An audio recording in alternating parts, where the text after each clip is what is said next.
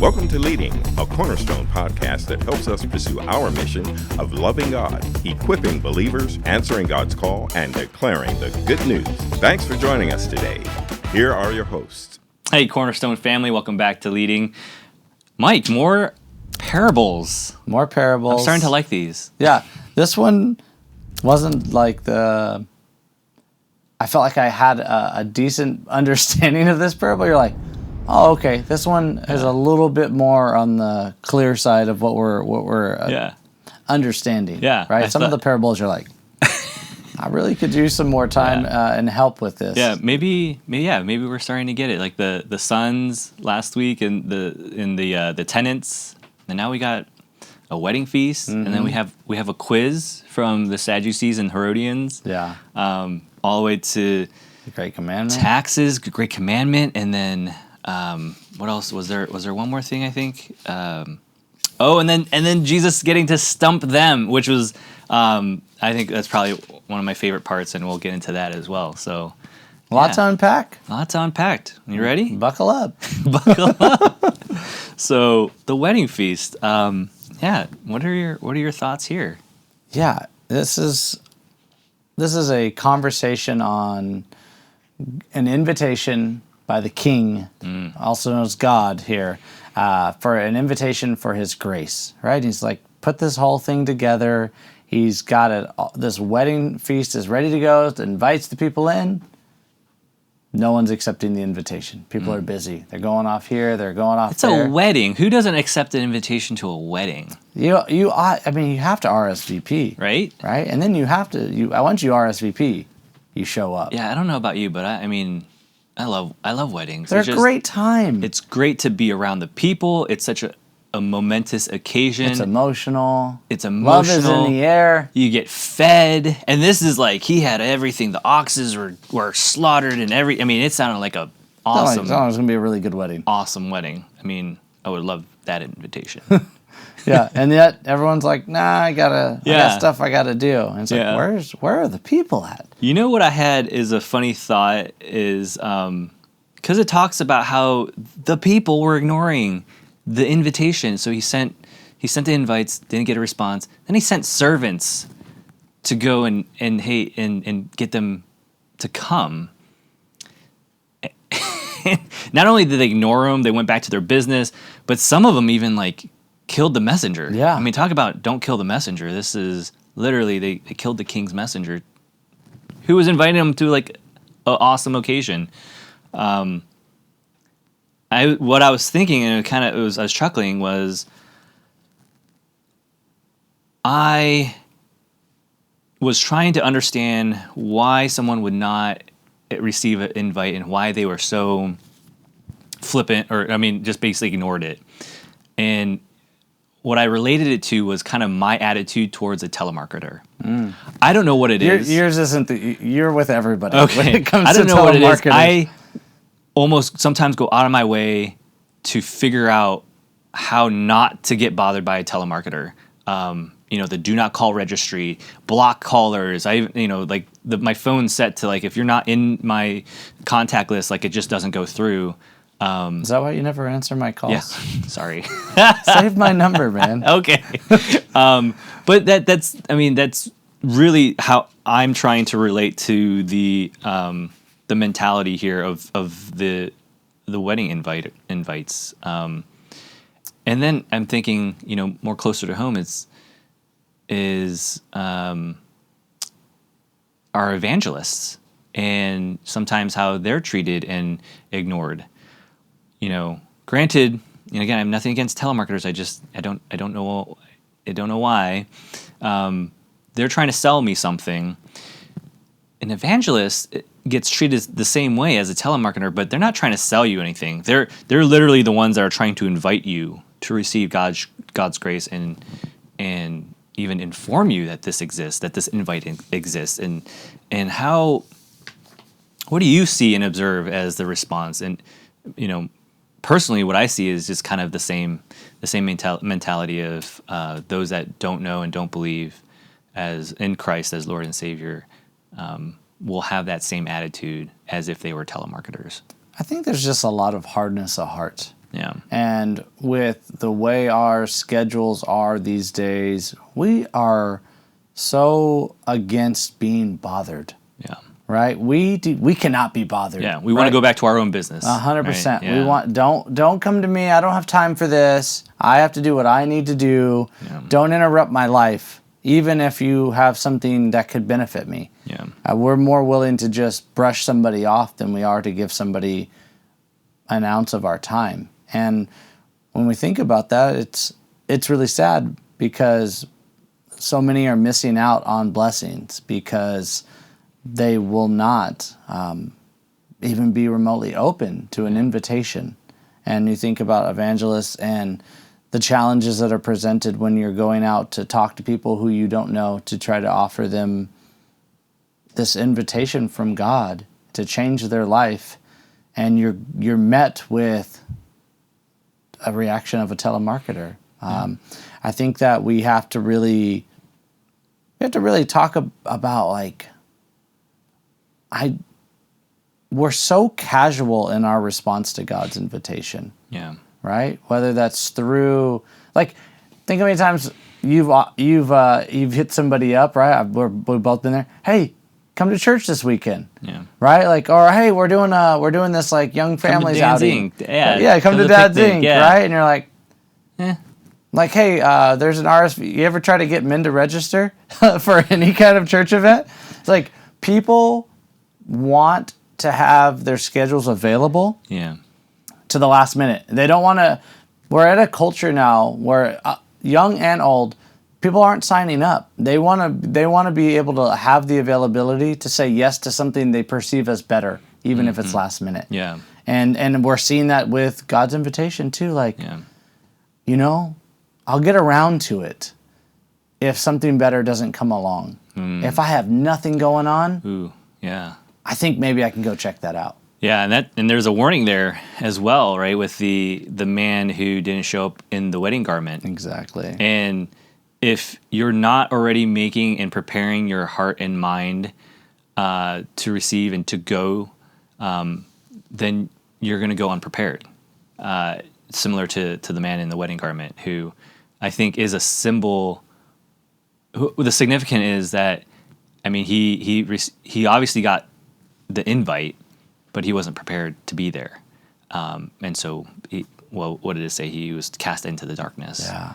And so I think that's a good reminder that we can, are we indifferent, antagonistic, or even unchanged by the invitation, right? And if we've received the invitation, is that still how we are in our heart, in our mind of, I got the invitation, I'm good.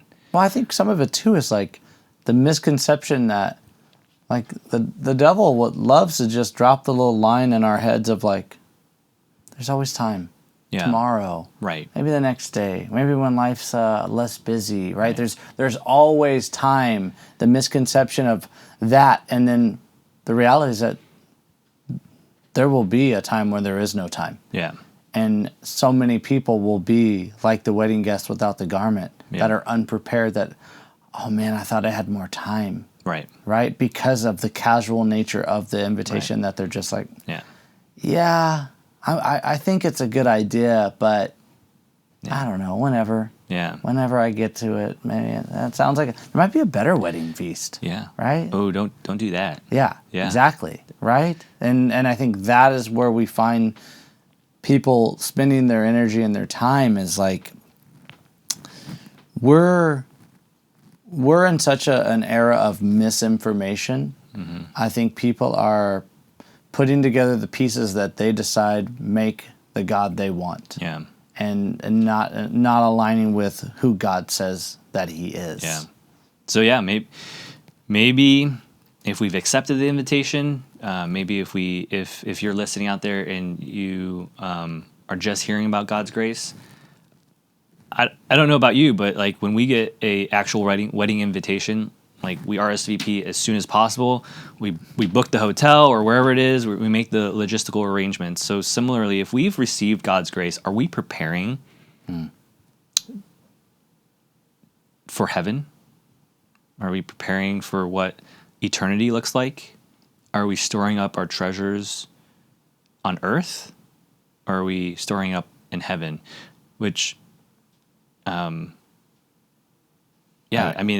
is a great segue to the fact that the religious leaders asked Jesus about whether they should pay taxes or not. Oh, yeah. Right? Yeah. And it's a great point of like, Jesus' response is like, well, whose face is on the denarii?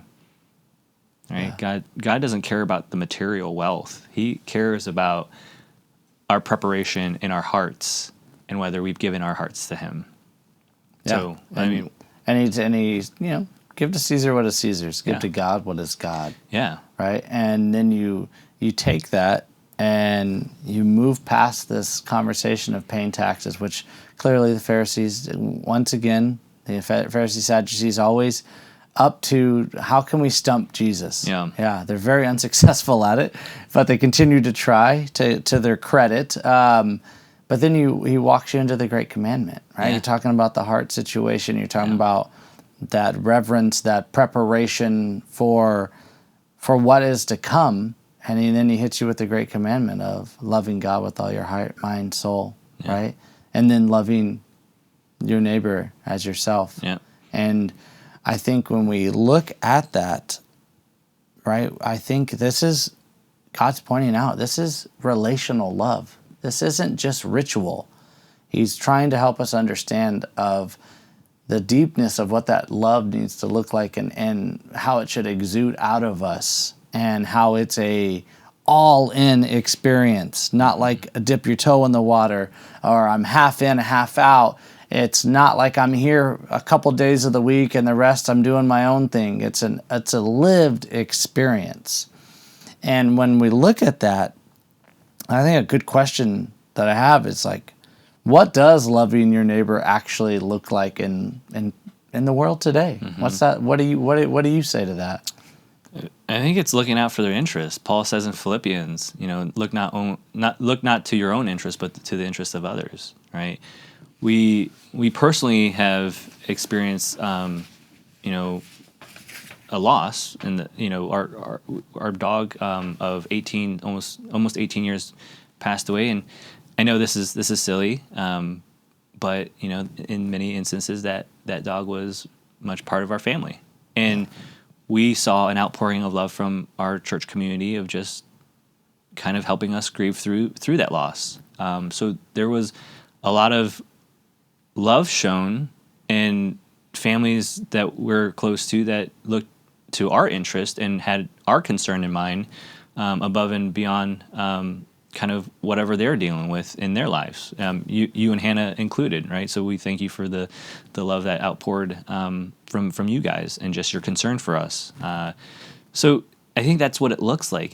It's us seeing having the relationship to with another person or another family, to know what they're going through in their walk in that moment, and then also having the spiritual wisdom and insight to know how to meet them in their time of need, and love on them and provide and look at what will help them, bless them, either through a trial or through anything that they're just dealing with.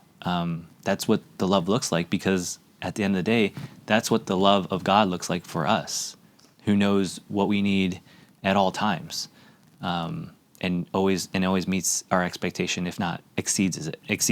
Right? He blesses us. It's really so healthy for us to get out of our own world and our own focus. Right? It's so healthy to be able to consider someone else, the struggles they might be going through, the checking in of, hey, how's it going? Not just asking it without a care of response, but a genuine, how are you doing? Yeah. How is your soul? How is your spiritual life right now? With me genuinely wanting to hear how that is going. And I love the fact that you pointed out, like, having the relationships that there is a genuine care of, I would love to know how that's going right now for you. How could I be praying for you? And, it brings joy to me to get a chance to come love on others in a time of need, getting to love on you, enjoying the girls, and still sad that Mojo's gone, and just grateful that I had a chance to like check in with you and genuinely care how you're doing. Yeah, it's a dog, but dogs are awesome. And anyone who's ever owned a dog, they get it. Yeah. And so it's like, hey, that's still a hardship. That's still a challenge. And so I love the fact that we can be close enough that I can ask and I can be invited into knowing more about how you're doing.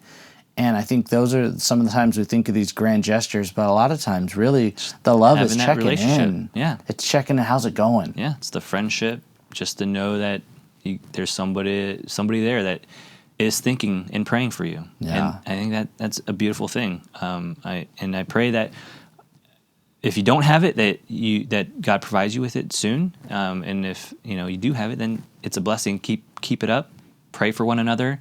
Check in with one another, and continue to build that bond in God's family. Yeah, it really has changed so much of my walk when God helped me shift from focusing on just what's in it for me to being able to focus on how can I love on others, getting to be a part of different ministries like our visitation or taking food to people. Yeah.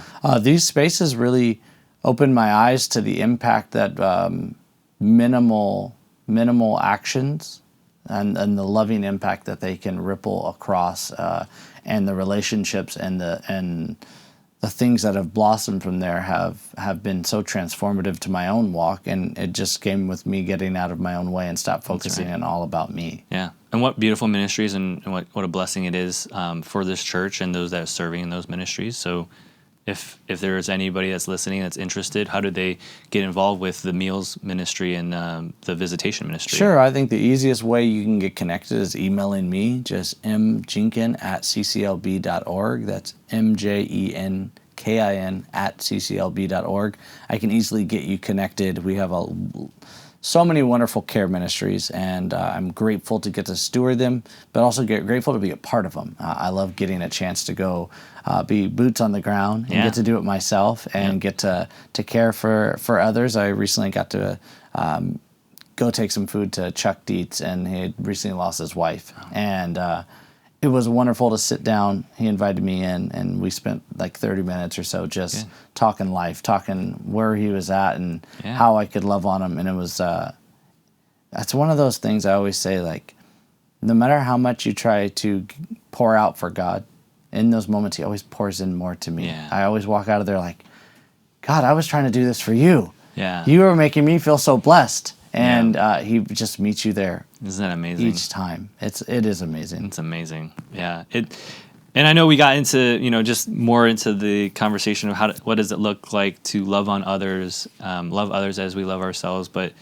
again, that was, meant to stump Jesus. And if we truly understand, Jesus shared with us, he is not about the sacrifice, right? We would sacrifice under the law. He is about the compassion. He wants compassion. He wants our hearts, and us shaping our hearts to be more like his heart. So that's our goal.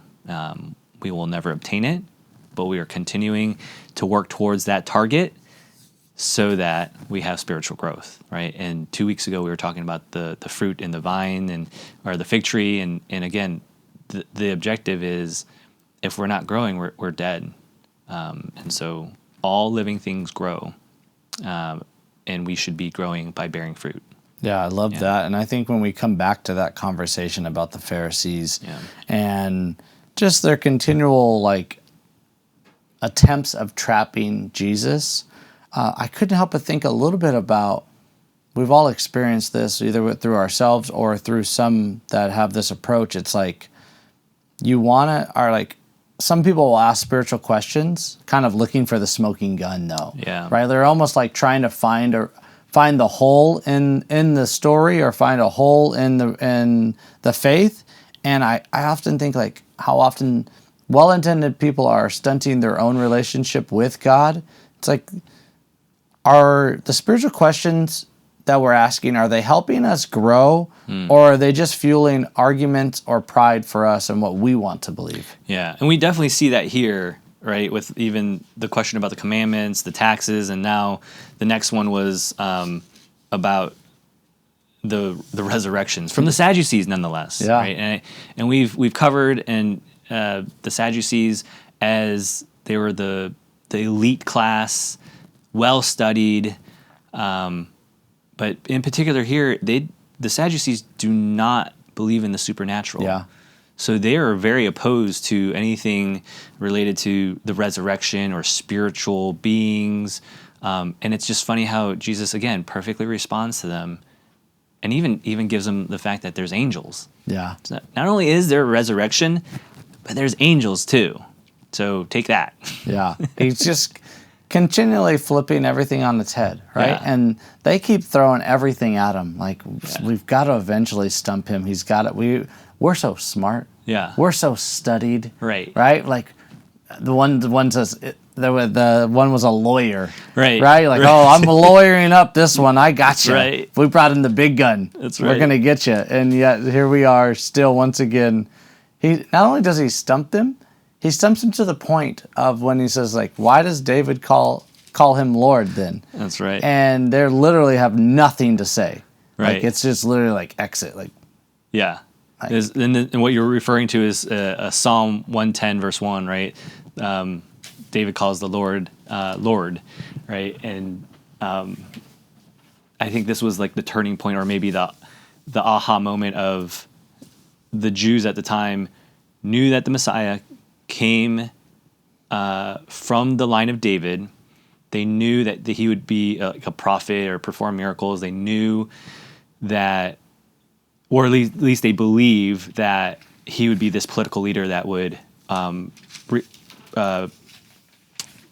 get Jerusalem, or get the Jews back to their glory, and maybe cast out Rome from Israel. But what they didn't know, and what Jesus points out here, is that he's the Son of God. yeah. And that was the missing piece that they just didn't know and didn't accept. But the Messiah, the Christ, is the Son of God. And I think that's what, again, we have the benefit of being centuries behind this, and having people, we have the Bible, we have testimonies and witnesses, and we're able to kind of see this in hindsight. But even still, we have, you would think that there would be more people that would understand and believe this, given the evidence. But again, even in Matthew's time, there's the Jews that were closer to it that just couldn't accept it. Well, we need to take those questions that we have. It's good to ask questions, right? I say, like, I'm not asking anyone to have a blind faith. Don't trust me. Yeah. Right? I'm asking you to go investigate the Bible. Yeah. But if you've got these questions, are you presenting them in a way that you want to be like a Pharisee? Like, you want to catch somebody up? Or are you, like, using these questions to draw closer to Jesus? Yeah. So the reality is, like, take these questions to the Bible, right? We have the benefits of apps, and like, sometimes technology really is our friend in these spaces. If you don't, first take it to someone you trust that knows the Bible, have a conversation with them, and either go over that together. And if you don't, there are lots of resources available that you can go to test your questions, to run them through the lens of the Bible to get answers. But I do think that, where's our heart in the question asking process? Right. I know we always come back to this, but as we should, it's usually a heart problem. Yeah. Right? Where is our heart for the questions? When we're asking them, are we asking them for true spiritual insight? Are we asking them in hopes that they will point to some earthly side of things that we're hopeful that we can align with that? Like, I don't necessarily love commandment number 6, so if you could put a flaw in that one, then I don't have to really honor that one. Right. Right. Which is what the Pharisees and Sadducees were doing, right? Exactly. And we're living under the commandments in the new covenant, which is, again, love God first and then love our neighbors as ourselves, which, again, I think we talked about with spiritual fruits. There's no limit, right? To there is no law, right? So we can outpour as much, and you're never wrong, right? I don't think we'll ever be able to love too much. In fact, we could try to love them a little more. Yeah. Yeah, and when we think about, like, even coming back to the taxes section, right? Yeah. Jesus says, like, give to Caesar what Caesar, give to God what is God's. And I think, like, we have to remember we bear God's image, right? Mm-hmm. He created us in his image, and in that, are we really giving God our best attention, affection? Are we giving our intellect and insight? All of that, are we giving that to him? Or are we giving God our leftovers? That's a good question. That's a tough one. Yeah. Yeah, this week, really, my takeaway is not to forget our invitation to the wedding feast, and know that RSVP, people. RSVP, and know that it's, let's be grateful for it.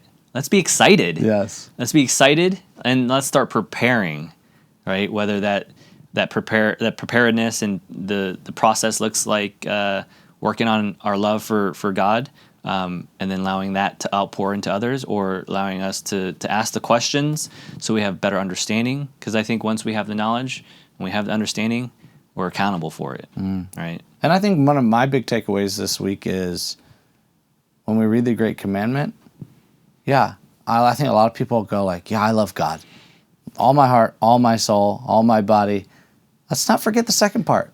Love your neighbors as yourself. And I think that's a big one where we get tripped up and we go like, maybe. Yeah. I love you, God. That's right. Right? Like, I don't know if I love everybody else around me. Yeah. But I think that's a big takeaway. Like, we have to develop that. If you're not good at it, fine. A lot of us could grow in it. All of us can be growing in it. But how are you growing it? How are you trying to show God's love, patience, and grace out to those around you so that we do look different than the world, right? And we need to be doing that by loving on others, not just saying we love God. That is an essential start, but we need to be loving our neighbors as ourselves. Wow, that's really convicting. I'll have to be nicer to a telemarketer this week. Yeah, try that out. Yeah. Hey, how's it going? What are you trying to sell me right now? I appreciate you, and I have nothing against them. Don't worry, I know I'm eating dinner, but they'll wait. Yeah, I have nothing against them. And then I was thinking, encourage a evangelist this week too. Because it's again it's probably a thankless job, but I know that they are storing their treasures up in heaven. Amen. So. Thank you, Cornerstone, for joining. We'll see you next week. We will be closer to the end of Matthew in chapter 23, so we'll see you next week. Don't be afraid to read ahead. Thank you so much for joining us for our leading podcast, and may you be blessed in your doing as you put the Word of God into action this coming week.